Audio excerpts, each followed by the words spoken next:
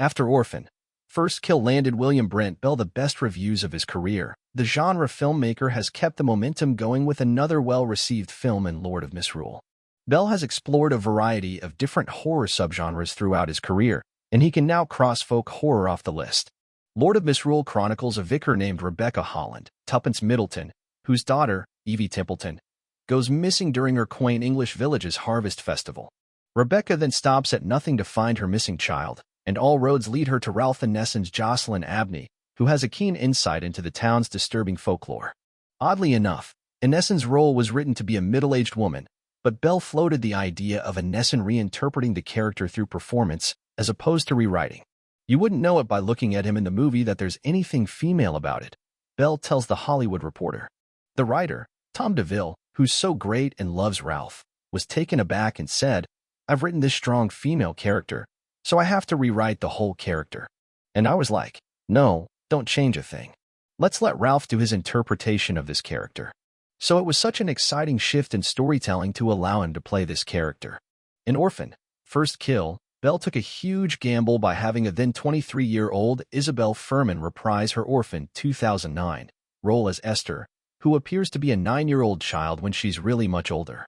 The roll of the dice paid off both critically and commercially despite a day-and-date release on Paramount+, and now Bell is actively developing a third chapter. We're developing a third one now. The franchise's rulebook has been opened up to where anything is possible, Bell says. And knowing where we are in the process already, I'm extremely excited about the twists and turns that we have in store. Below, during a recent conversation with THR, Bell also discusses how his mother played a key role in writing Lord of Misrule's hymn that immediately gets stuck in the viewer's head. So you've tackled a number of different horror subgenres, from supernatural and psychological to werewolf and found footage. What made this the right time for folk horror? It was really the script, and because I hadn't tackled anything quite like this, it made the script jump out to me that much more. But when I was first given the script by James Tomlinson, my producing partner on the movie, he gave me a short direct note. Read this. It's good. And he wouldn't say that if he didn't believe it. I've always believed in his taste, and it didn't take long for me to recognize that in the script. As a film fan, I was hooked pretty quickly on every level. So it just felt like the right time, and Tom DeVille's script checked all the boxes. Do you have any other subgenres you want to check off your bucket list? Definitely. I've never really tackled vampires. I love science fiction, so we have a science fiction project coming up that's still horror in the way that something like Alien or Ex Machina might be horror. It's character-driven and high-concept and meshed in something that feels like it could happen. I'm always surprised if I get a project that dips into a certain subgenre that I wasn't expecting, but science fiction and something in the vampire world are two things I've never really touched on. Lord of Misrule looks wildly different from Orphan, First Kill, and none of your films have an overly similar aesthetic, at least from what I can recall. And I say that because some filmmakers are very recognizable and patterned from movie to movie, while some go out of their way to feel like a different director on each film. Would you say you fall into the latter camp? Whether or not I seem different as a director from film to film, or people can recognize my movies, it's not something I'm consciously choosing. A lot of times it's what services the script. Doing something like found footage is never going to look like Lord of Misrule, which is this love letter to folk horror and autumn colors. So my instincts are always going to be the same. I like things to play out in camera. I like to try to be true to the characters. I have a certain aesthetic, color-wise, that usually comes through, but it's more topical. There's a magical realism. No matter what the movie is, when I look back at them, the through line is creating movies that revolve around a much bigger concept but in a grounded way.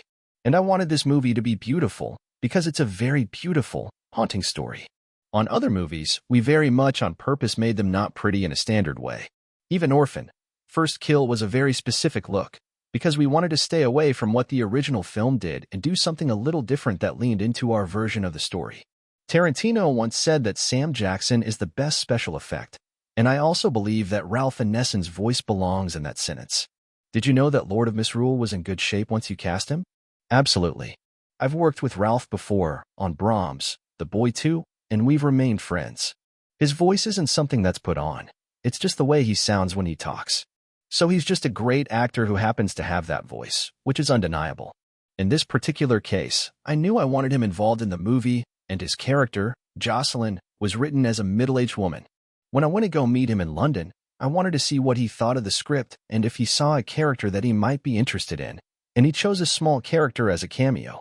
And then I asked him, what if you played Jocelyn Abney? And he was like, Jocelyn is a woman. And I was just like, well, it would be your interpretation. So we both got really excited, and I actually still talk about that character as a woman. Laughs. I speak about her as her, but you wouldn't know it by looking at him in the movie that there's anything female about it. The writer, Tom DeVille, who's so great and loves Ralph, was taken aback and said, I've written this strong female character, so I have to rewrite the whole character. And I was like, no, don't change a thing. Let's let Ralph do his interpretation of this character. So, yes, I knew I was in good hands with him, and it was such an exciting shift in storytelling to allow him to play this character.